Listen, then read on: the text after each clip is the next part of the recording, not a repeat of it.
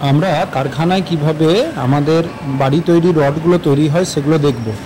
প্রথমে বড় বড় রোলারের সাহায্যে যেগুলো গোল করে ঘুরছে গরম লোহার বারটাকে নিয়ে আসা হয়, যেখানে বিভিন্ন সাইজ দেওয়া হবে সেই যন্ত্রের কাছে। তারপরে সেগুলোকে যে সাইজে রড বানাতে চাইছি 16, 12, 8 সেই সাইজে সেট করা হয়। তখন সেই মেশিনই ওই বড় লোহার, যেটা লাল রঙে দেখা যাচ্ছে, সেই বারটাকে সরু সরু লোহার বারে কনভার্ট করে, অর্থাৎ রড বানায়।